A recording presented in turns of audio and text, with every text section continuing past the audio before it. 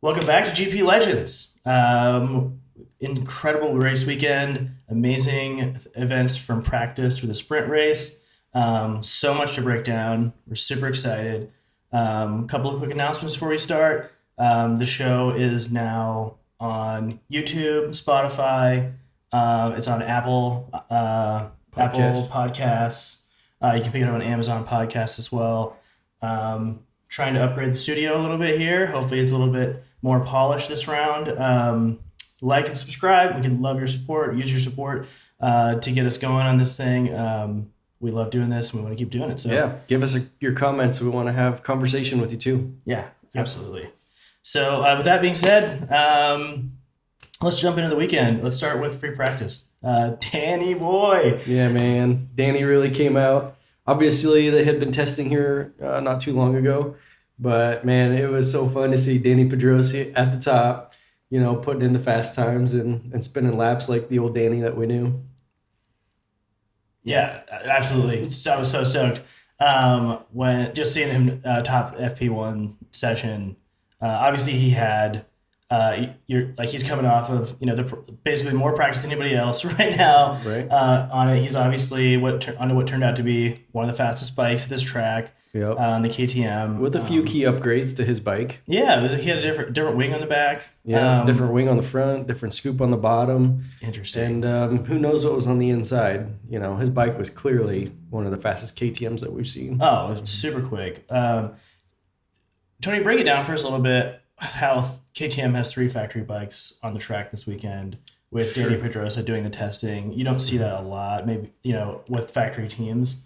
Talk us through what event occurs to put that situation in play. Yeah, for sure. So every manufacturer has the option to use 3 wild cards throughout the season.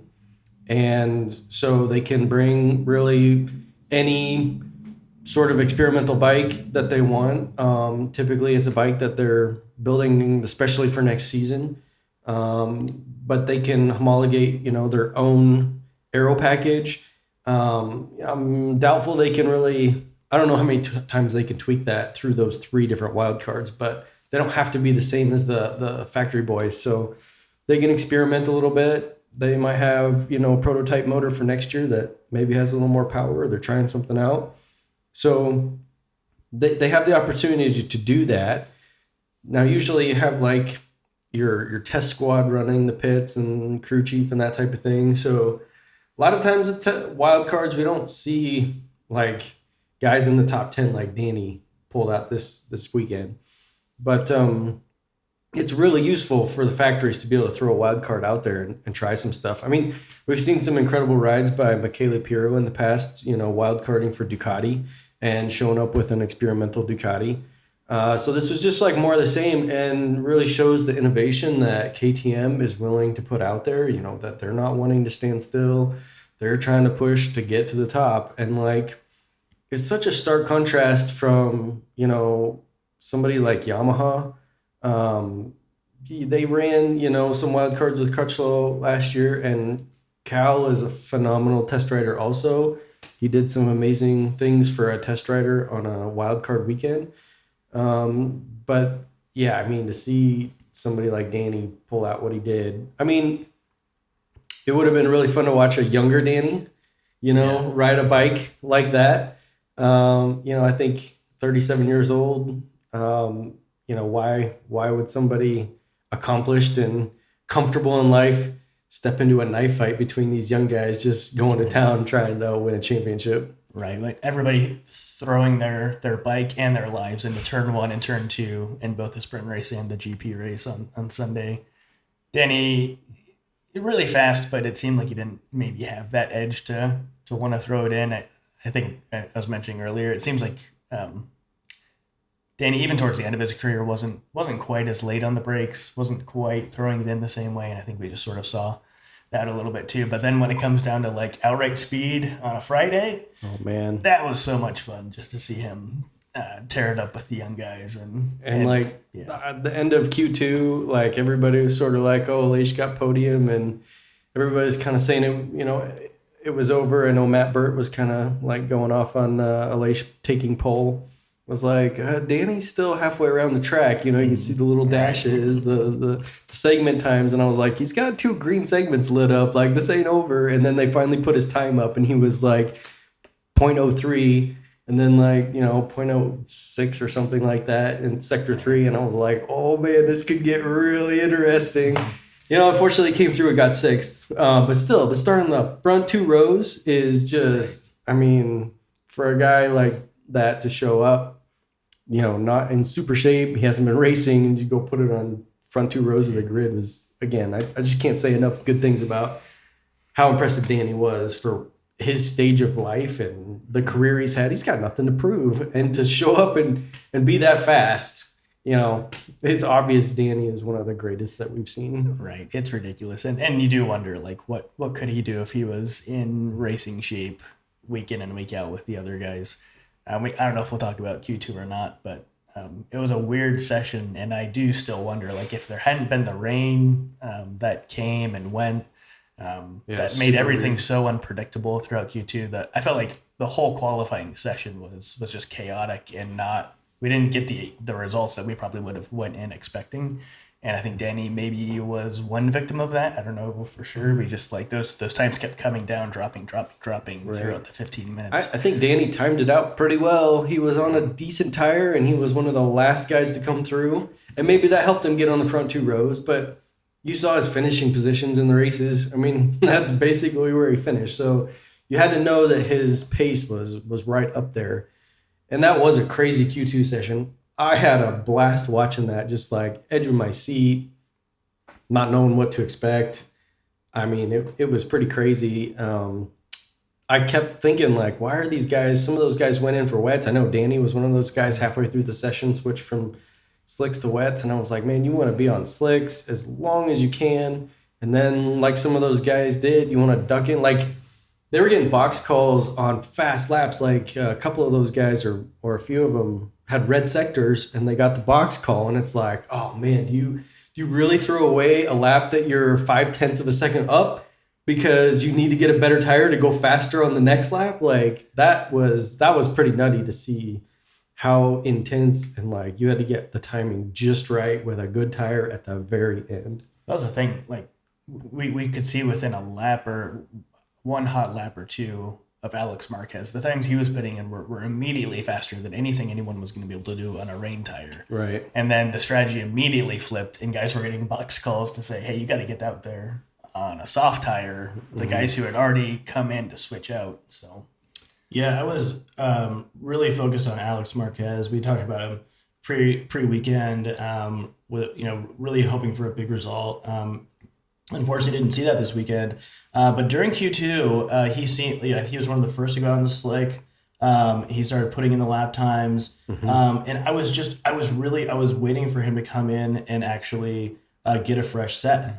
When there was about 3 minutes left, I thought for sure they were going to call him in, box him for a new set, because he ended up then at the end when the person with the last lap on the freshest tires was going to end up in the front row. Right. And I just, I was like, you guys killed the strategy. If you just would have done a quick bike swap onto some fresh, soft tires, and give him enough time to get out and get a hot lap in. I thought he was going to end up being the last. They had the timing figured out. He could have been the last person on the last lap with Danny, but on an absolutely brand spanking new soft. And I thought that was going to be their strategy. So I was really disappointed that they didn't make that call, because he ended up then, unfortunately, being on one of the oldest tires at the last lap. We're talking about crazy thin margins here, but I do think that ultimately it hurt him in terms of where he started in qualifying. Yeah. Yeah. He just wasn't like there, most of the weekend. He was about mid-pack. And I really feel like in Q2, we basically saw it panned out the way that it probably should have. I mean, I don't think anybody was like really out of place. Everybody sort of wound up pretty close to where they should have been, based on their speed over the weekend. I think when you talk about, getting the strategy wrong, Yamaha, man, they got the strategy wrong this weekend. And I want to go back to FP1. Mm-hmm. Fabio and his team, they were not thinking. I mean, they were super confident that they were going to be able to pull out FP2, Q2 run, that would put him in the top two because his record has been so strong, top two in every qualifying that he's done here, I think.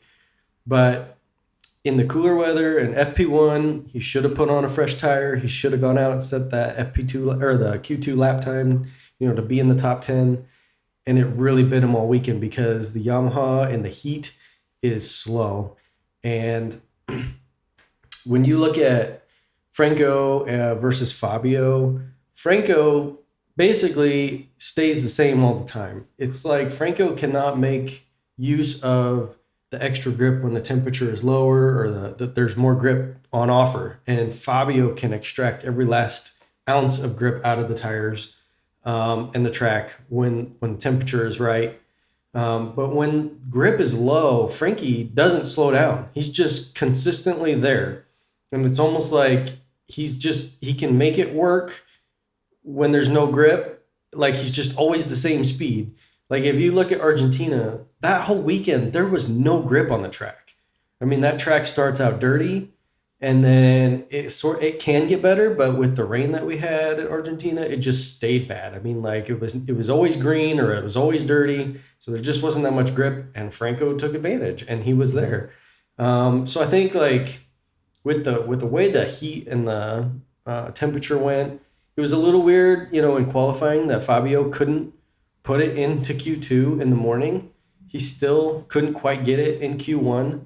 And the track was pretty good conditions. Like that was his chance to do it and it just couldn't come together. But part of that is in Q1, we had Pecco and we had Brad Binder come through from Q1 to Q2. And who ended up on the podium in both the sprint race and the Grand Prix?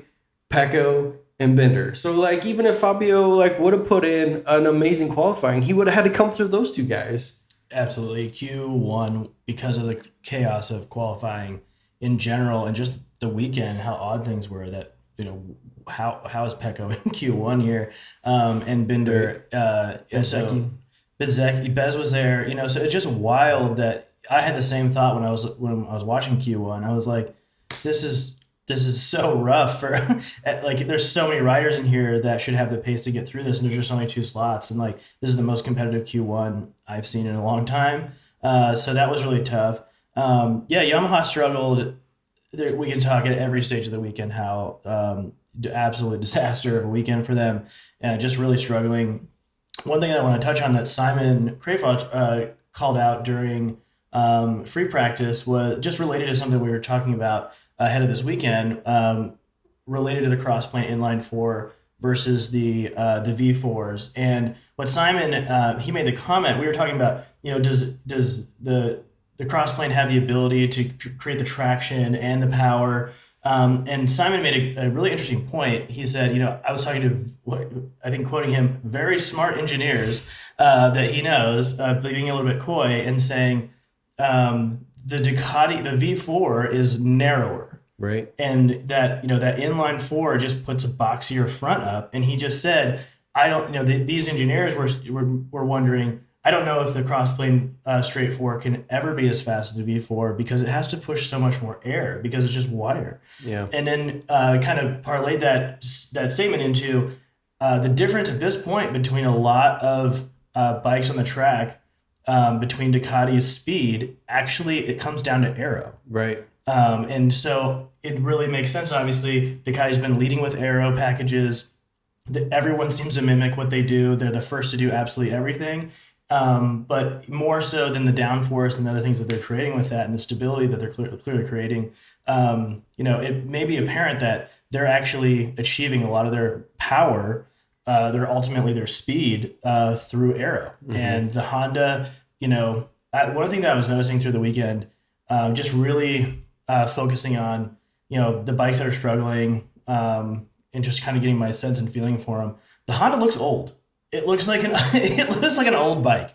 It just does. It looks like a bike from 2019. When you compare it to the Ducati is much sleeker in lines. And understanding that they are ultimately aero is if aero is truly the difference maker here, we need to see some significant innovation from a lot of these factory teams. And I think that would be very true with Yamaha. They've come out with significantly more aero on the aero package, but they may have a lot to overcome with that, just based on the crossplane inline. And I think Honda just they could take a very different approach to aero, and maybe they need to take that a lot more seriously.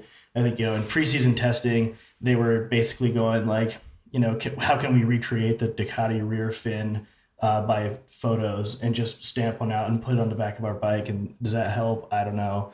It just doesn't seem like it seems like Ducati's innovating, they're leading, they're in the wind tunnel, they're doing something different in terms of how they're coming up with their aero packages. And interesting to understand that may be the difference now. It's like they're all producing power, they're all able to get it to the ground, but Ducati maybe is just at this point just an aero. So that was an interesting point that I want to take away from the weekend. Yeah, for sure. I think that Yamaha needs to be more innovative, and I don't think they really want to reinvent the wheel. I think that at least for now, until regulations change in 2027, they got to stick to the crossplane inline four. But they need to work to their strengths. They are chasing other designs. They're chasing horsepower. They are not building to what they've always done and having a sweet handling motorcycle. And through the weekend, they talked a lot about how slow the Yamaha is and that it doesn't handle well. I mean, Fabio said it. A few of the guys, I think Simon and Matt Burt, both kind of mentioned that guys are talking about this, that the bike is not easy to ride, and it's always been the easiest bike to ride. So somehow they have to get back to what they're good at and make what they're good at the best part of the bike. Otherwise, they're just chasing everybody else, and they're not going to come up with this. So, we keep seeing new innovations, ride height, aerodynamics. Like Ducati has been huge on aerodynamics. Yamaha's got to figure out their edge, and it's not going to come from trying to make more horsepower out of a cross-plane inline four. Like, you just have to stick with what you got and figure out a way to make your bike faster. I mean, I think if you look at KTM, and we saw 4 race starts this weekend due to red flags. And the KTMs did the same thing every start. They blitzed the field. And I think they figured something out. I think they've come up with another innovation. There's no way. I mean, there is. They could have nailed every start. But the blitz, even Pecco, last year we saw Ducatis do the same thing. They just launched off the line hard every time. And now you have KTM's beating Ducatis at what their strength was. So I think KTM's figured something out. We don't know what it is yet, but there's something that they've innovated that has made their starts just unbelievable. And it's obviously when they're up against an Aprilia, and you see Maverick practicing starts all weekend, and still Aleix can't get off the line compared to a KTM. I mean, Aprilia have some issues they need to figure out. They need to make their starts better. They got to figure some innovation to make it work better. And Ducati's sort of, they're second best at launches. Pecco was there with them, but to see the KTMs launch like that every time, you have to think they found something. Super impressive. I think that's one of the biggest stories of the weekend is obviously KTM, but KTM's ability to launch with 2 red flags. We saw 4 total launches. They were all identical. KTM just blitzing absolutely everybody. Danny got pretty good starts too. He was super tentative in his stage of life. I'm just guessing life preservation. He wasn't willing to just throw it into turn 1. Well, I think the second start on the sprint race was the one where he got up to 4th on the outside. Yeah. And so he, at least in one of the starts, he did blitz up there, and then just got pushed out and dropped back to 6th or 7th again. Absolutely crazy. And to think about what that means for KTM and their riders, we saw this, back like when Ducatis really started nailing the launches. I mean, this was back with Iannone and Dovizioso, and it's like if those guys could get on the second row, it was basically the same thing. Right? It was like it's cool. We'll be on the second row. It's fine. Marquez would qualify first almost every single time and still not make it into the first corner in the lead because Dovi coming from fourth. Just stuff like and like that's literally what we just saw with Binder. Binder coming from fourth to first in the launch of the race. Twice. I mean, absolutely insane into the first corner. So that is a huge factor in terms of when you set up your weekend, do you have to be on the front row in these difficult to pass tracks, to get out in front? That's a huge pressure off the team to be able to be on the first two rows and basically have the same result in the first corner. Or that's in insane. Bender's case, in the Argentina sprint race, like 15th or whatever he was, and to come like blasting past everybody. I mean, what proof that they've innovated something like he came from the back of the field to the front. Absolutely, the difference it'll make in points throughout the year to be able to have a bad Saturday and then still like that, just be able to get 7 to 8 places in the first two corners because of launch. I mean, it's just you can't understate how important it is to the team and to the championship for KTM. And to that end, like when the sprint races were announced or like we were thinking about them before the season started, and even as we watched the first two sprint races, you just look at the sprint races and think everybody's lost, like they've taken the brain out, set it on the shelf, and they're just like bonkers, going into these races. But I don't really think it's that. It's just that, like, it's especially with the aero and the ride height devices and like all this stuff, it's making the competition is so tight that even in the main events on Sundays, these guys are still like, we had red flags in the first corners of these races, where like every position at the beginning of the race counts so much that it's not just like the sprint race format. It's just that it's so competitive that these guys are throwing everything at it at the beginning because it's your best chance to have, get through the first few laps and then find yourself in a position where you can try to settle in, maybe get, moving forward a little bit slower. But it's not the sprint race format, I don't think. And like, I think some of that comes in to this penalty talk. Some of these penalties this weekend seem very trivial, and I don't know how to make that better. I don't know if like having a writers' council, like the writers get together and decide what the penalty should be, because like it's not working, and it's not working because it's not consistent. And you can hear the writers in all their interviews just saying like, we just want a consistent, man. We don't know what to expect, and like. Franco's penalty, I'm pretty sure Simon Patterson put out on Twitter the statement about what Franco's penalty was, and he had circled and it said for ambitious riding. If we're not here to be ambitious in our riding, we just go home. Like, this is a joke. Like, your whole job is to be ambitious, to like win a race. Like, this is what they're here to do, is stick it up the inside of somebody to take a position. And if we can't do that, like, there's going to be some bumping and rubbing. And yeah, sometimes somebody's going to lose a position. Now, like, there's a big difference between missing your brake marker and taking somebody out and crashing them out. Like Fabio, his penalty, I think he probably deserved a penalty. I don't know how much it should have been. I'm not surprised that he got a long lap penalty, and he had a pretty solid defense, I guess, but like he still stuck it in there.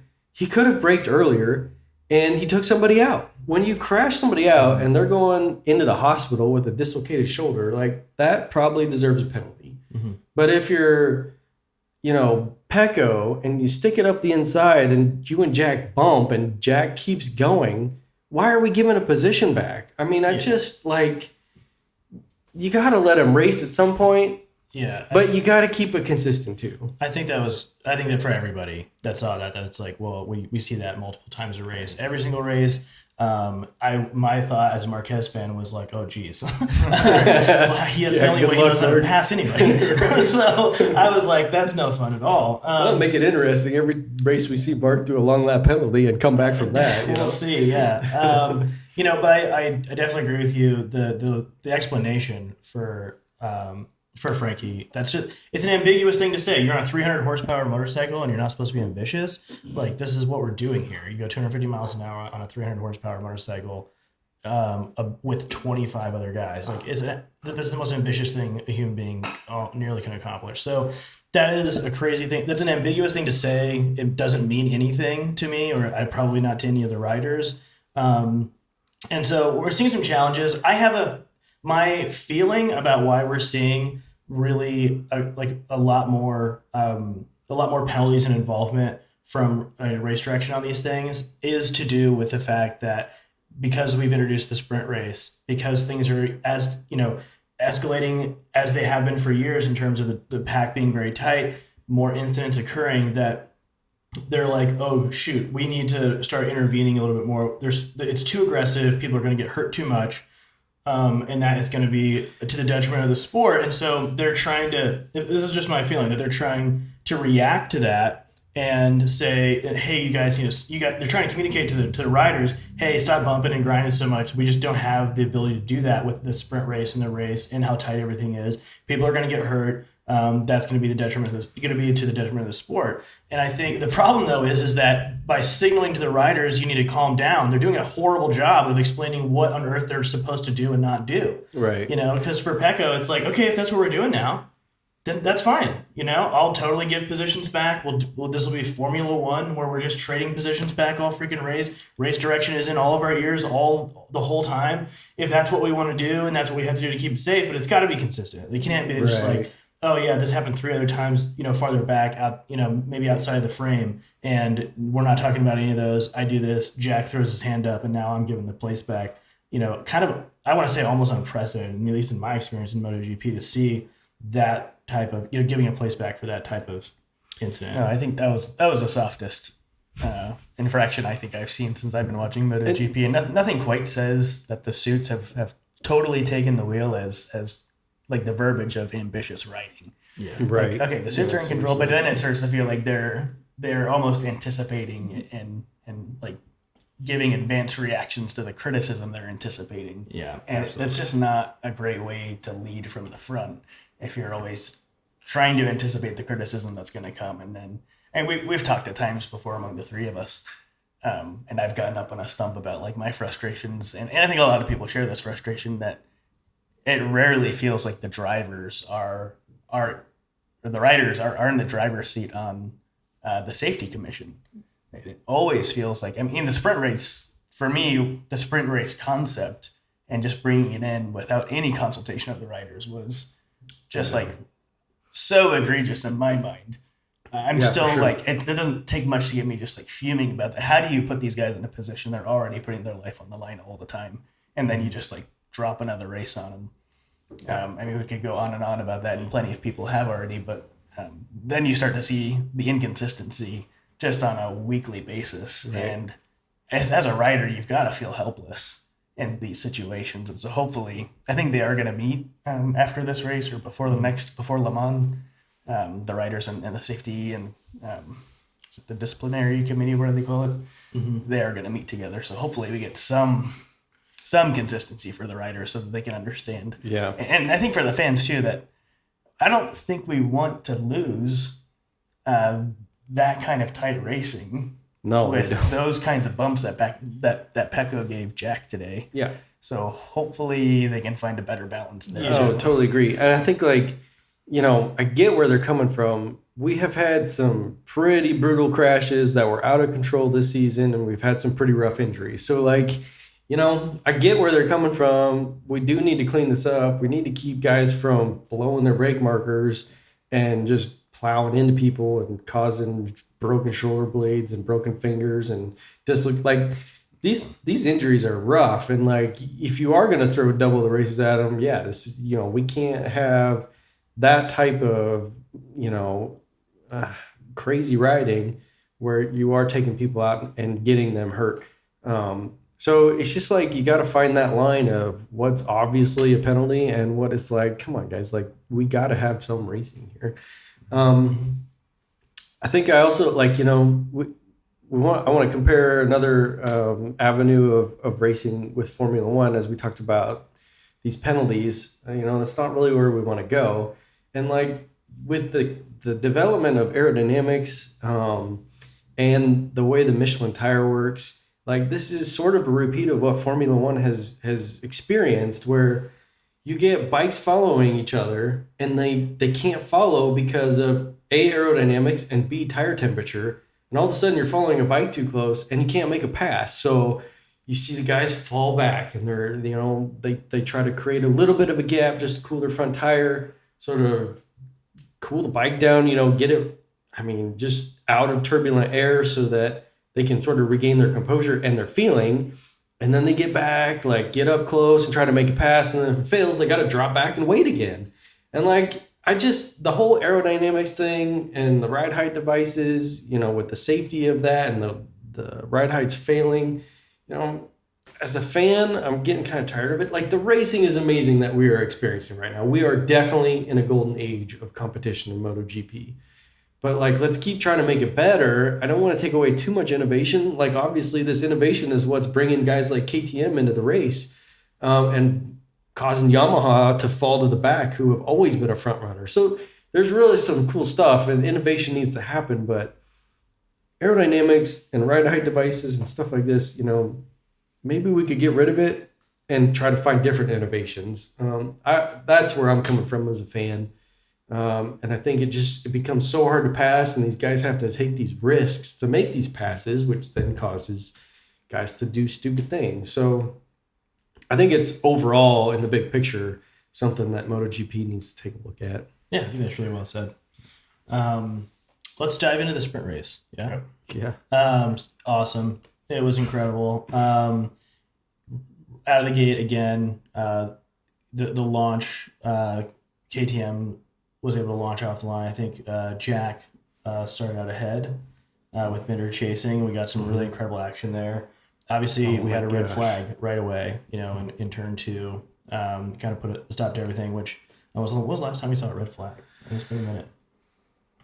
Yeah, it's been a while. In MotoGP. Well, Pole's crash, that was in practice, wasn't it? That was in practice. Yeah, I mean, you see it more often there. Anyway, yeah, it's been a while since we've had a red flag in a MotoGP race. Maybe was it the Red Bull ring with was it whose bike flying through past Maverick and Valley? That was a few years ago. That was a scary, most significant one I remember. But yeah, that was a scary one. But yeah, it's been a minute, so we got a restart from that. Kind of a lot of drama with that. It's it's tight turn 2, 3, and 4, so it's not surprising that we had it happen here twice.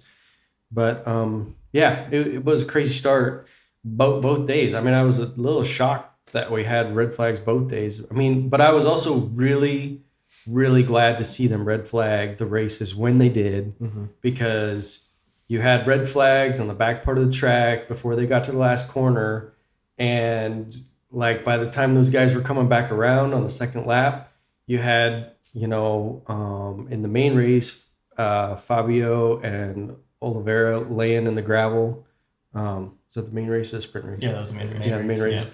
And I was just like, dude, you did not want those guys flying through there at full speed, even yellow flags. Like that would have been so bad. They made the exact right call. I was very happy with the stewards and the way they made those red flag calls based on both of those incidents. Yeah, agreed. I think, how often do you see a MotoGP bike also burst into flames too? Like that. I mean, I think that in the sprint race, that's where that one comes from. It's like it takes a minute to get an on-fire motorcycle out of the gravel trap. So totally makes sense. I think you typically do see that. It's just been a minute since we've seen that. It's really interesting. And then, so I totally, echoing your statement, totally agree that they made the right call to do the red flag. However rare that that really occurs, it was the right call in both cases, because they absolutely came back around and there was still a lot of debris to pick up there. So I'm glad to see it. It made it for an incredibly exciting weekend, as we got Another extra race starts. Yeah, we got a bunch of race starts. So everybody was able to get back. And so the sprint race, everybody was able to get back. We had a full. Everybody was able to restart the race. Oliveira, with the dislocated shoulder, of course, which was sad to see. But I mean, poor Oliveira. Now he's been taken out twice in 4 races by, some overambitious riding. Not ambitious, overambitious. Overambitious, right? Yeah. So yeah, I do think it's really it's tough to see for him, and we had talked about ahead of the weekend that we were hopeful that he could be kind of a dark horse this weekend. Yeah, and he was there in the sprint race. He was there, carrying the flag for Aprilia when LH crashed out. Yeah. That was one of our predictions that Aprilia would be there. I didn't think it'd be Oliveira because he was coming back, from injury, but he looked strong, and yeah, it was a real bummer for him that he got taken out and wasn't able to show up in the main race when Aprilia can really shine at the end of the races with their tire wear and the way they can keep the bike going through the whole race. But it felt like with how consistent most of the riders were between the sprint race and the full race on Sunday, it felt like probably Oliveira would have been right up there, thereabouts in 5th. So yeah, it is a bummer. But in the sprint race, it was nice. We got to see a full grid take back onto the grid and restart. Yeah, everybody got back on and got to go again. Yeah, that was great to see, especially after the pretty dramatic crash. I was very happy everybody was okay. Yeah. And in the sprint race, I want to point out one shout out to Bezzecchi. Marco Bezzecchi was in that crash, took a pretty hard hit. He took a big hit. Got back to the pits, his garages, got back on his backup bike, which also had pretty worn tires. So if you followed Bezzecchi and Marini in the sprint race, Bezzecchi beat Marini. It was only like 9th or 10th, but Bezzecchi did that on old tires. And, after a crash and getting on a B bike with old tires, I definitely thought he put in a race that was noteworthy, even though it was only 9th place that he got.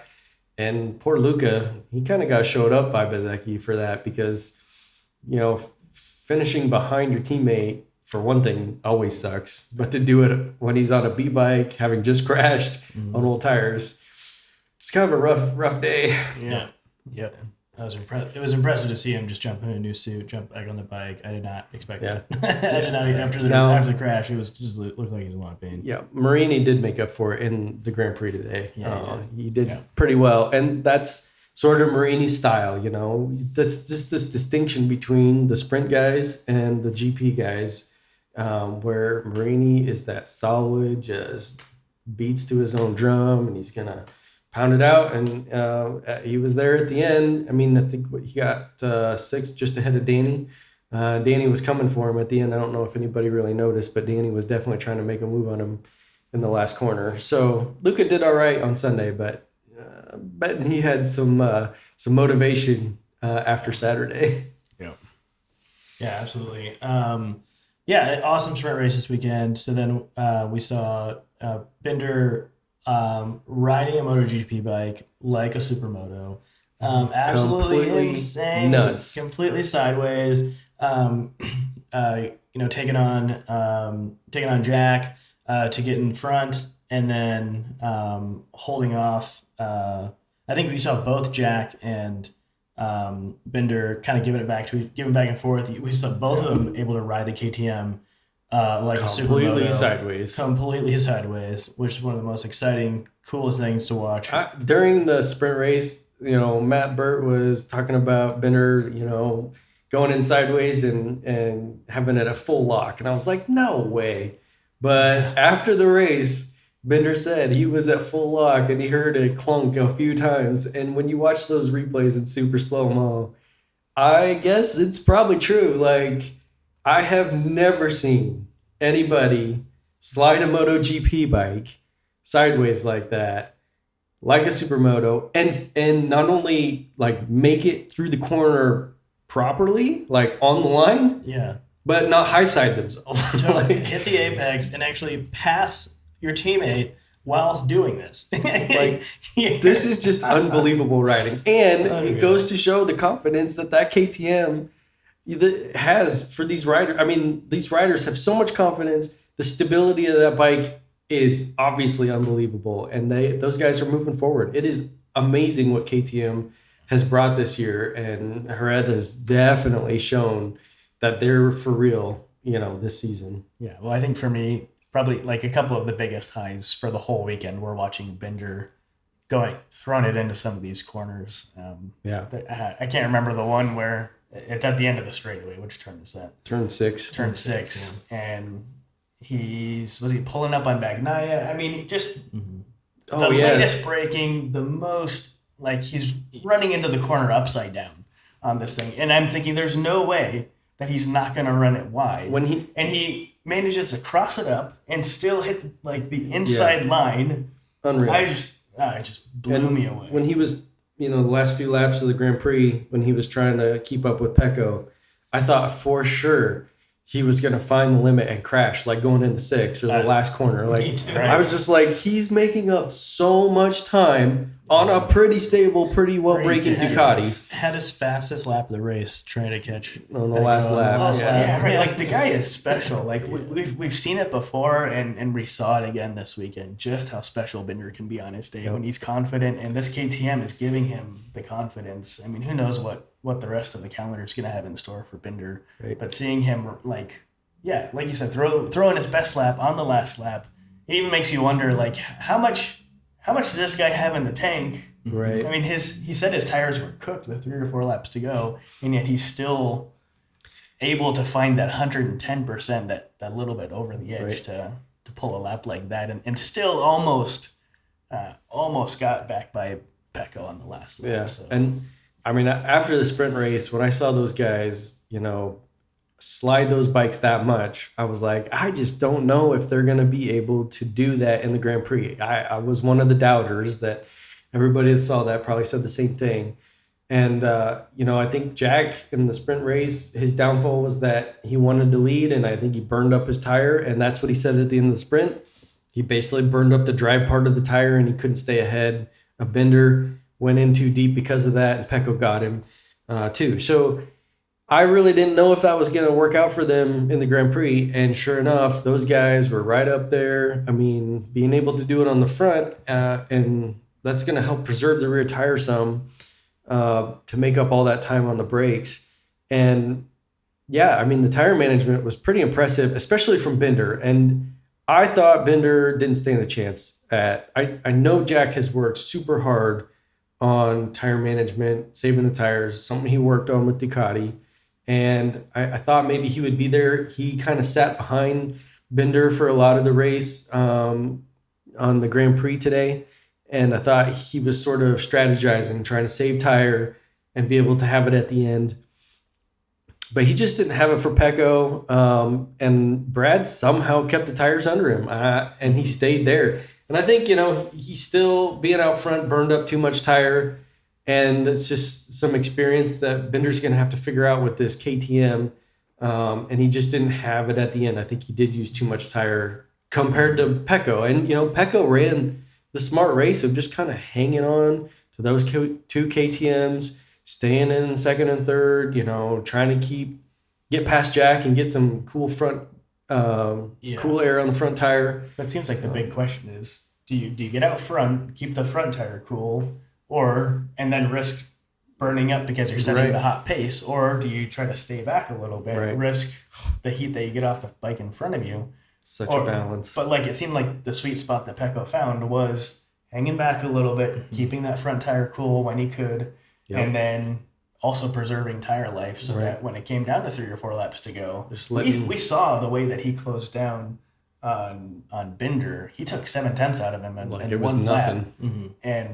And that had everything to do with Binder's tire deterioration and the way that Bagnaia still had more. Yeah, I think the story of Pecco's victory over Binder is really just comes down to, I think, a masterclass and a very experienced racer. It's won a lot of races. Is the defending world champion, and I think that really was the story of Pecco managing the race. And I think Binder did actually an incredible job of managing the race. I think it was his best managed race I've seen. And I think I could say that almost like I could say, not maybe the best I've seen from Jack, but one of his best as well in terms of they both managed really well.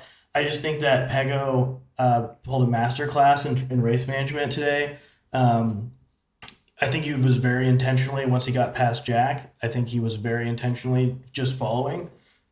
I think he was able to keep the front tire cool enough and find space on the track to do that, and then was able to just rely on the speed of the bike to continue to stay within less than a second the whole race, and then with 4 laps to go, very intentionally I think pulls the pin and goes, okay, I've got enough tires to just go balls out through the rest of this race, and I'm gonna shoot my shot, and I think that was, he also saw probably Binder, just kind of, Binder describes, 2 or 3 laps to go, he started running out of edge grip. And so I think that, all that culminated into just the perfect strategy for Pecco, that was what he was trying to do. It played right into his hands. And that's the story of, I think, that race win more so than it would, anything against the KTM team at all. I think Jack and Binder did a fantastic job in general, and Pecco just masterclassed it today. It was hilarious in those last 5 laps when Pecco made up that 7/10 on Binder. They cut to Gigi, and Gigi's just stroking in his beard. I was like, oh, that is perfect. Yeah.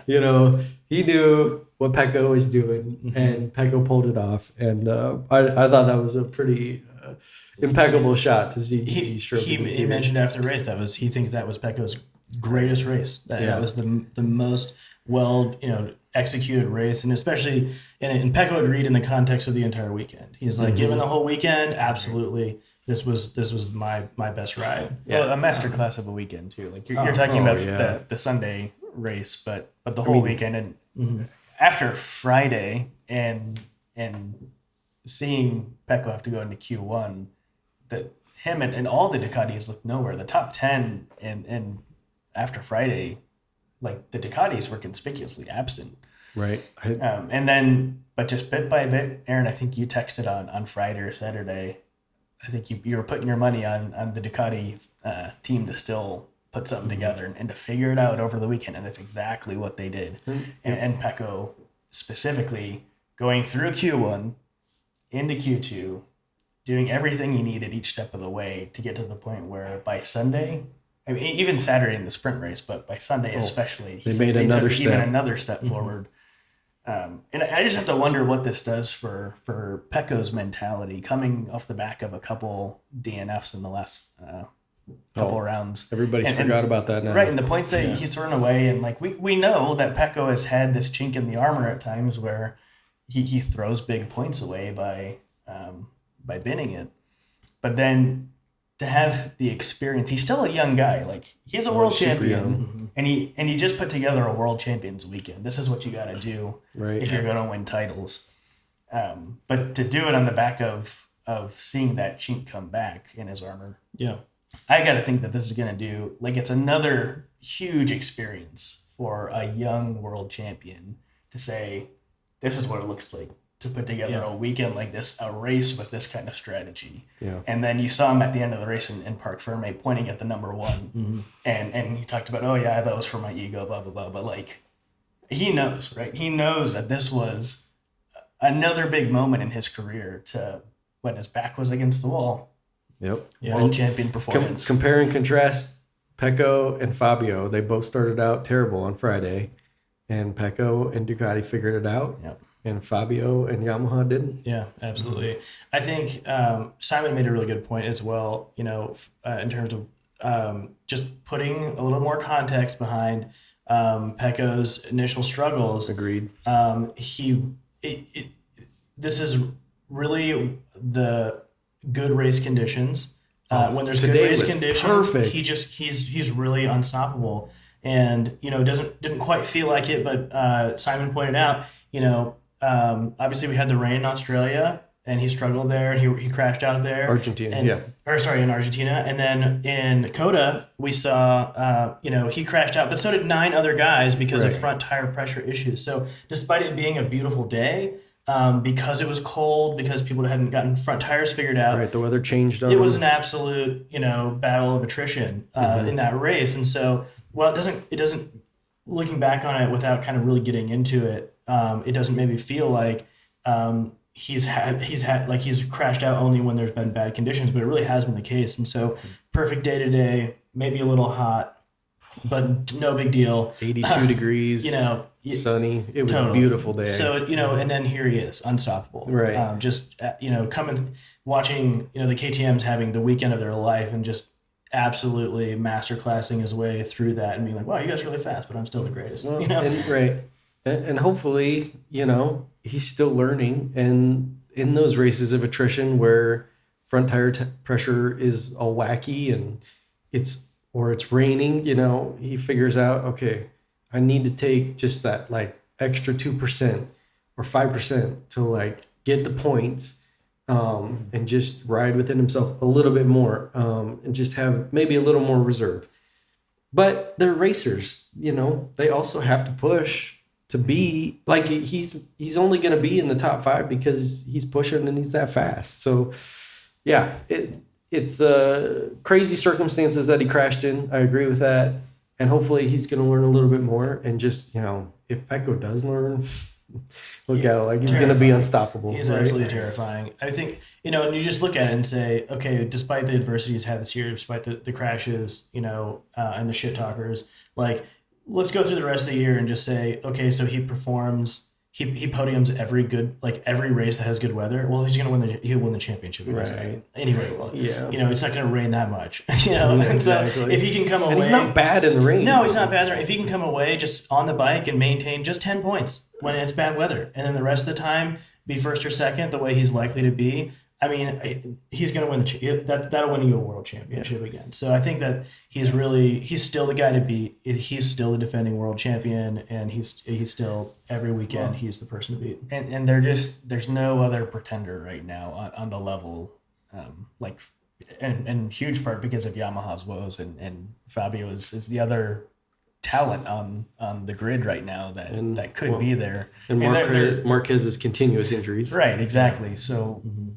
Yeah, that kind of is what it is right now. This is what I love this conversation about the quality of the riders, because like when we watch Pecco or any of the guys in the top 5 today, or Fabio, Marquez, like Marquez is sort of the exception. We all know that he is just an unbelievable talent.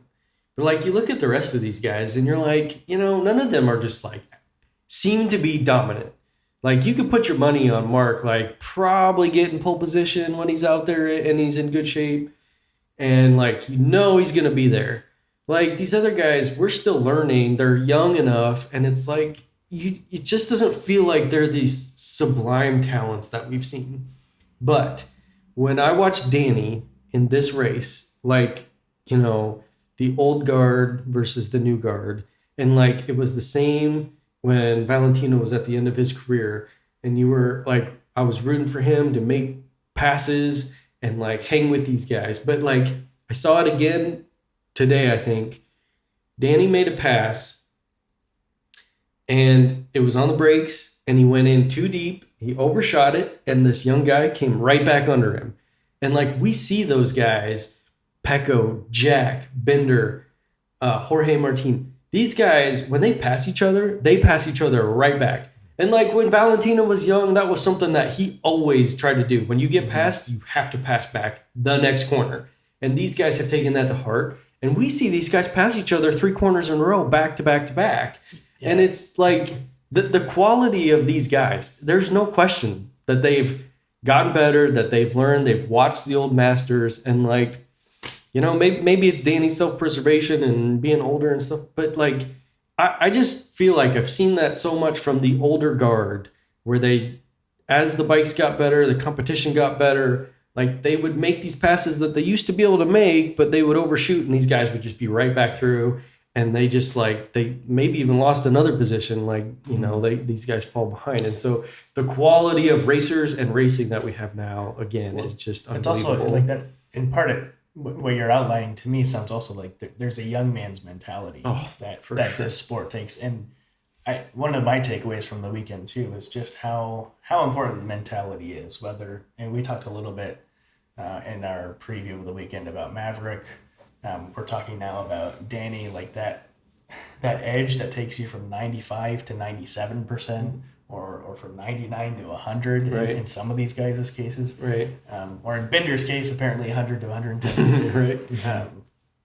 It just matters so much. And so as you crest into your mid to late 30s, if you start to lose that edge, or in Maverick's case, 30, you like start to lose that edge, like it is going to matter. I mean, I always find myself having this conversation, this inner monologue of like, man, how much of it really is mentality versus the bike versus just like how, like these guys they're out there, they're riding, it's consistent. But a weekend like this just shows how much that edge really matters. And I totally agree. I think it is a ton about mentality, and I think a huge part of summarizing what both of you said is the VR46 Academy. Oh, I mean, how many of the guys you just said are VR46 Academy guys? Right. When we're talking about these guys that are like, when Rossi gets past, you pass right back. How many guys do you have out there that are racing right now, like throughout the pack, that are were either a VR46 Academy rider or had to race them, or they were in the Spanish contingent? I mean, like the Spanish Renaissance. Yeah, seriously, those guys.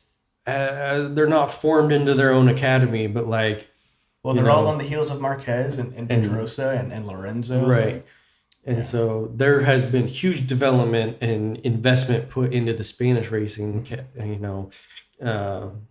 curriculum and category. Like they are right there too, but maybe I like Maverick is the exception. Maybe in Maverick's case, the academy would be something that would be more helpful, more of a structure. Maybe Maverick seems to be sort of a loner, so it's just like hard to know. But Maverick just seems like, obviously Elish didn't start super well, but I just feel like every time I watch Maverick go into turn one, he might get a bad start, but then he's also seems super tentative. So it's a double-edged sword right now. If the KTM doesn't have, as Elish put it, the torque to continue the bikes. Whatever I said. If they can't get into turn 1 and 2, and Maverick also has had this sort of like long-term starting issue, and we don't want to go too hard on him, I guess. But we talked about this before the weekend. I think we had a couple of takes that were spot on. Tony, you mentioned just the intensity that you need to drive into the first corner with on those launches, and then understanding that there's also just a problem with the Aprilia. And so you're on, a weaker horse going into that insanity. And what confidence does that take away from you just by itself? Oh, for sure. And then, Simon nearly echoed my comments to this weekend, just wondering, I wonder if he really wants it. Yeah. And that was a remark. So that is clearly, beyond what I can see from the TV with Simon, can, see him. That's a former rider saying it, right? Absolutely. Yes. That's coming straight out of the paddock. That carried a lot of weight in my mind. For sure, it was awesome for Simon to sort of validate your comments. That made me pretty cool. With Danny being on the grid and what I felt like was his tentativeness going into turn 1, it really made me compare Maverick to that too. And so that's sort of also where I feel like I wonder about his mentality as self-preservation and like what is going through his head when he's, going into turn 1 and how much he's willing to just throw it in there. And that also comes back to how bad he wants it. Yeah. Right. And it's not going to help if he's on a bike that feels like it's getting swallowed up going in there. Yeah. Like if you're on, put him on at That's a a horrible KTM feeling right now, and maybe that gives him that extra It's true. confidence to really throw it in. Yeah. Very true. Like if there's a gap, there's a 50-50, it's mine. I've been there, I've been on a grid where you feel like you just get swallowed up, and it's not a fun feeling. So I totally get it. You don't feel like you can pick your gaps or control anything because just like trying to get swept along and hope you don't get taken out. Yeah. Well, I saw that. Yeah, I saw that with Pedrosa. So I think it was in the second of the sprint race, he gets up to 4th on the outside, and then whatever the next start I remember seeing, he definitely went to the inside. Yeah. And to me, it was a clear thing of like, well, that didn't work. Like that 50-50 battle was not going to be one that I'm going to win. Right. So I'm going to do whatever it takes to hug the inside this time and try to win that battle. I mean, he's on a KTM. Don't want to be too hard on Danny. I felt like he did kind of throw it in there, but also just like wasn't quite sure it was quite throwing it in there like some of the other guys would. And I mean, I watched him go through some of those corners and stick it on the inside and catch himself like going over curbs and stuff. And like, I mean, he was risking it, but like once he risked it, then it was like, okay, well, maybe I don't want to risk it that much, it was sort of that type of thing. It is. I do think like I like when I hear athletes talk about that, the mentality in terms of like, if you're at 94%, someone else is at 97%. Oh, for sure. And the difference between those two things, it can be a huge difference. Yeah, this comes up in soccer or football, or I think it's equally relevant here. Like for sure, those little differences that you can make in getting yourself up a percentage or point or two at this level where things are so competitive, especially in those first laps. That can absolutely be the difference. Yeah, absolutely. So I think the biggest story is of this weekend is KTM. Oh, for sure. The launch, the consistency, the ability. I think the biggest thing for me, and I mentioned it to you guys a bit ago, is when for KTM as a brand, this is a huge weekend because they're using their riders that Bender that they've stuck with. Jack, who is a great rider, but he's not gonna come into your team and win you championships on just because he's like that fast. I'm really bummed that we didn't get to see a healthy Pol Espargaro on a gas. Yeah. I mean, I'm really curious to see what Pol can do now that he's back home and has that good of a bike under him. Absolutely. I've always been a little curious how good Pol is, and I've always rooted for him. But to see him come back from Honda and be at home where KTM love him, I'm really excited to see when he can get back and if he can really take advantage of this great bike, because I feel like he deserves a shot to get a few podiums and maybe a win on a KTM too. I mean, or it's gas. It looks like the most fun bike to ride because you apparently can ride like a supermoto. Seriously. And drift it everywhere, and you got both your riders doing that. And if you guys imagine if Marc Marquez was on this bike? Oh my god! Yeah, right. Seriously, this is like a dream for me right now. I'm thinking about this. So you have that going on. In the post-race press conference, you got Pecco and Bender and Jack, and they're asked the question, what do you think the difference is between these two bikes right now? And Pecco says, I think we're better at corner speed, and which is crazy for Ducati. And braking stability, which is like amazing. And then for Ducati, and then Bender, and then the KTM strength is in braking and what else did he say? I'm trying to remember. But either way, they both had differences, and they pivoted Jack, and he's like, "Hey, I just, I've ridden both of these things," and he said, "One's orange and one's red." Yeah, they're both dope. They're both incredible, and like for somebody to come off of a factory Ducati who is this dominant, that factory team is that dominant, for him to just say one's orange and one's red. Yeah. For KTM, who's just coming off, that is gold.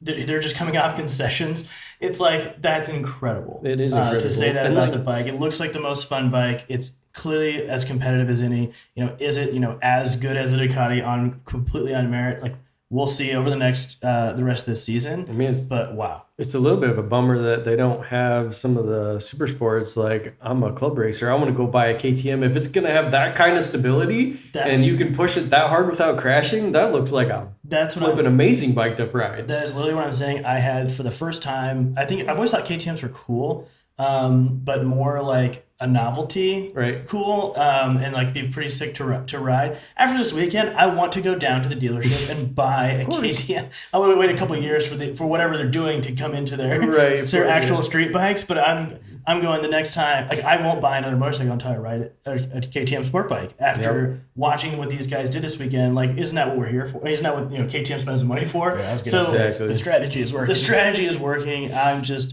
can't.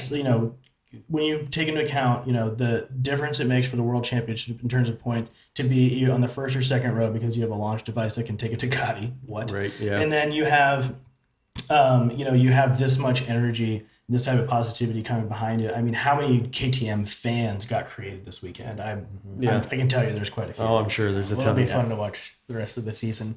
And just thinking competitively, we expect Bagnaia is going to be there in the top 3, in the top 5 every single race. Right. Who can keep that pace with him, and can the KTMs do it?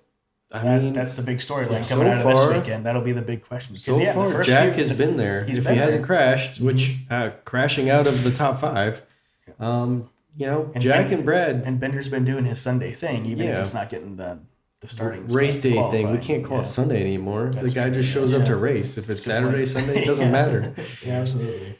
So, he's a killer. Well, it was an amazing weekend. I think we all had a blast watching Jerez. One of my predictions did not come true. I called for Zarco to be on the podium. Yeah. Zarco was looking super strong in the sprint race at the end. So if that race was longer, I think he might have been just outside the podium. I think he was coming for Jorge if he didn't crash in the main race. And then, in the GP, he looked tire dag, pretty solid too. Yeah. So it was a bummer to see him crash out. So next race, 2 weeks, is Le Mans in France. So we got Zarco, who is looking strong, but crashed out. And we got Fabio. Who do you put your money on? That's a crazy question. Fabio or Zarco? Even Fabio says they're lost right now. So it's hard to put any... Yamaha has always done well at Le Mans, but they've also done well at Jerez. Yeah. This was a devastating weekend for Yamaha. It was not a good look. Looking ahead to Le Mans, it's just depressing for Fabio. I hope this is rock bottom for Yamaha. That's what I'm hoping for. I think it might be. I mean, I think coming out like just the whole weekend. You thought yesterday was rock bottom, and then today. Yeah. But we've been watching this downward spiral for years now, going back to Valet and Maverick on the bike. Right, for sure. Yeah, I think. But I found myself wondering the same thing. Is this rock bottom? Is this where they finally start making harder decisions? Sort of like whatever they can do. Yeah. Fabio winning the world champion was one of those riders that masked the problem, sort of like Casey Stoner on the 2007 Ducati. Like, the bike's just not there, but Fabio rode out of his skin and maybe had a little bit of luck along the way. So it's really rough. I can't count them out yet for Le Mans. Yeah. I mean, I think that Yamaha, if they show up, if the weather is right and the grip is good, Fabio might have a chance, especially if he doesn't jack up the strategy and hurt himself in FP1 again. Every possible thing went wrong at Yamaha. We didn't get even into all the problems they had, which, also, the big wigs from Japan are there this weekend, right? In the paddock. I mean, just a horrible, super embarrassing, and just failing at everything, failing at engineering on the bike to provide a bike that was great. Fabio seemed frustrated to the point that it got to him, and he wasn't able to perform strategically. They just didn't seem to be making good decisions, and then even screwed up a long lap. And penalty. then on you get a long lap penalty, and you can't even do that right. And you have to do it again. It's sort of like, come on, guys. In the spirit of the rule, he was wide on that. I get it, but I also understand. I totally agree with her. Still did it wrong. That rules are rules when it comes to that stuff. Because if you start saying, well, he just crossed in and didn't advantage him, the people are gonna. We've seen people do long lap penalties and just park the tire on the inside line. Right. It's you're on the limit. There has to be rules that are just you can't cross the line, can't cross the line. So I totally understand that, but it's just and Fabio knew that. He knew that he had to know when he crossed that line. He's like, oh crap, I'm gonna do that again. There's this emotional component for all of us who watched it, where it felt like a borderline infringement that he was already doing the long lap penalty for. So it makes it. So then you see him go wide, and it hurts to watch. Yeah. We all want it to slide, but it can't. You can't. Do it. I felt that way during the race as well. Jack convinced me in his comments after the race that he was deserving of the penalty because he was coming in way over optimistic on the brakes and did collide with 2 riders and ultimately injure one of them. And so I actually during the race I was like, what? Come on! And then ultimately I decided I'm coming around to that's probably a good penalty. And so then again just he somehow messes that up. But to be fair, this is also an interesting point. He got 10th. He did get 10th. And Morbidelli was in 11th. So they actually parked 2 Yamahas despite one long lap penalty from a Morbidelli, 2 by Quartararo. Quartararo still beats Morbidelli. Yeah. And they end up 10th and 11th. You have to wonder, geez, even after this terrible weekend, if you don't have 2 long lap penalties, where does Quartararo actually end up on the track here? Right. Definitely not 10th, you know? So it's Wouldn't like, think so. wow, that would have been quite the recovery considering the weekend, but it just wasn't to be. And it's, again, every possible way you could fail at a weekend, it seems like they did. Mm-hmm. So, I think, with maybe there's some additional weight to that with, Yamaha leadership at the track this weekend and having to, live in person the embarrassment of what's happening there. Maybe there's finally some additional pressure to come on to just say, like, hey guys, like what is happening in this team right now, from engineering to strategy and everything that we're doing right now, that we're just not winners. Right. That's just there has to be a mentality that needs to change. And I don't know where it comes from, but the thing is, coming from, Simon's comments about the power, and kind of our comments, understanding like the power is there. So like, it's not like throughout the year you can't change the things that you need to change, despite maybe Simon's comments of like, pushing too much air with an inline. But is there still a dramatic improvement that can be made if you actually do have the horsepower in the case to be able to actually compete with these guys? And you just need to figure out aero where you can change aero throughout the year. To some extent, you can, yeah. So, but that's an option, right? Get in the wind tunnel, right? Exactly. Make it and count. Make it count. Yeah. So there could be some opportunities. Maybe in Le Mans we actually maybe we see. I don't expect them to do well, but maybe we see at least some improvements. A good execution on a race weekend, and they get in the top 10. Yeah. they put both bikes in the top 10, and they just don't make mistakes. Right. And I think that would for me, that's a win in Le Mans. And if they can make any progress in making the bike handle a little bit better, yeah, like they can work on settings and electronics and stuff like that, they gotta get back to making the bike handle the best, because that's what the Yamaha has always done. Yeah. And it has to do to be fast. If Fabio doesn't have corner speed anymore, what does he have? Right. And Le Mans is going to take a sweet handling motorcycle. They've always done well at Le Mans because they have a good handling motorcycle. So, maybe they can make some improvement. Let's hope so. Otherwise, pinning all my hopes on Zarco to finally pull off a French win. Wouldn't that be just epic? That would be the best way. He deserves a win so badly, more than probably anybody else on the in MotoGP. Does he deserve a win? And winning at home for him, and we'll see the backflip. Be pretty would sweet. Be my favorite thing. Might be a long shot. Like, I'm not putting all my money on Zarco, but man, I'm rooting for the guy. Yeah, I think if he can park it in fourth or fifth by mid race, and tire deg is an issue, I think he's gonna win. I think that's what we've seen. Hopefully this year we see that play out. And maybe the gods will shine on him and it'll rain. Yeah. And he'll come through at the end of the race on, worn rain tires. Right, running a second faster than everyone else. Yeah, right? Absolutely. So that's been his MO in the rain. So yeah, absolutely. Amazing weekend. Super excited for Le Mans in 2 weeks' time. We'll do a pre-race show for that one as well. As all the news comes in, hopefully we get Marc Marquez back at that point. You really think so? We just don't know, but hopefully we have definitely spice things up again. Yeah, absolutely. Hope he comes back and doesn't immediately hurt himself again. Oliveira is back soon too. Yeah, just dislocated shoulder. You'd hope that's 2 weeks of recovery. Just you never know how bad it is. Right. But if it's just pop it back in, do some PT on the thing, and maybe he can be back. It seems like a 2 week recovery is possible. Hopefully we'll have Anea back also. Yes. Anea will be disappointing back. that he couldn't make it to the weekend. Pole was hoping to be back for Le Mans. It sounded pretty optimistic, so we're still holding out for Pole. Just started being able to open his mouth. Right. And he was targeting Le Mans, but Hervé was pretty quick to say. I'd prefer caution on that, given how bad his injuries were. Yeah, seriously. But what a recovery. Before we get out, I just want to give an honorable mention to Jorge Martin for the weekend. We did not talk about it. Very, very quiet, back-to-back fourths. And kept it up. And, stayed on it. Like, if he's going to put together a full season, he's got to stay on the bike, but then put in results like that.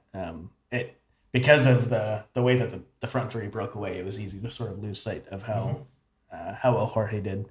Yeah. And I think my other honorable mention I've been thinking about, we were just talking about Fabio in the Sunday race, for everything to go wrong. and to still come out in 10th on the bike that he's riding. I wasn't tracking it throughout the race. I didn't get a visual on much of that. I don't think any of us could have. Same. But just to see him in 10th at the end, it was jaw dropping. Same. So, When I saw that result, I literally could not believe. One, that he was ahead of Morbidelli, who had a long lap penalty, but he ended up with 2. And I'm like, how on earth did you get back past him? And how did you getting back past damn near everybody? Right. Up to 10th. This is really impressive. It was super evident to me that timing your long lap penalty correctly is huge, because they both had long lap penalties at the same time. Franco took the long lap penalty first in whatever second lap maybe that he was given, that it came up. And then Fabio took his long lap penalty the next lap, the last lap that he had the chance to do it legally. And that one lap spread the field out enough that by the time that Fabio was done with his long lap penalty, he was 4 positions ahead of Morbidelli. And when they started before the long lap penalty, I think they were one right in front of the other. Fabio and Franco were right together, Fabio in front, Franco right behind. And so that strategy of usually waiting until the last possible second to take your long lap is huge, because the field just keeps getting spread out. And so Franco hurt himself there. Fabio comes out of his first long lap penalty 4 positions ahead of Franco. I mean, I gotta say, Frankie's got to know that though. He should, and that's he definitely botched that one. So that goes down as a pretty rough one for him. Quartararo was a world champion. Yeah. And that was a world champion way to handle things, except for the fact that he botched it. He went over the line. That was not a world champion thing to do. To have to do it twice. But the difference in strategy and the time he gained by doing it one lap later helped him stay ahead of Franco, even though he had to do 2 of them. Yeah. Very interested. Very excited for Le Mans and seeing what Yamaha can come back and do. We're in the heart of the season where all the crown jewels of MotoGP, the best tracks, Le Mans, Jerez, Catalunya, Mugello, all of these just historic, amazing tracks coming up. Absolutely. It's just getting better and better. Yep. Absolutely. So I'm so excited. Yeah. Yep. Awesome. Cool. Well, been an amazing show. Really incredible weekend. Again, if you are digging the show, like and subscribe. Find us on YouTube for the video. We're gonna get the video on Spotify actually after this week. Sweet. I'm gonna get that one on there, and then Apple Podcasts for audio, Amazon Podcasts, and Spotify audio as well. So come find us on Reddit's MotoGP subreddit. We'll be there too. Yeah, absolutely. Give us your thoughts. Let us know what you think. Anything you want us to talk about? Anything? Yeah, we're just getting started here, but we're excited to be doing it. Yeah, absolutely. Well, give us your comments, give us your takes. We'll totally incorporate them in the show, and I think it'd be great. So, with that being said, we'll see you all next time.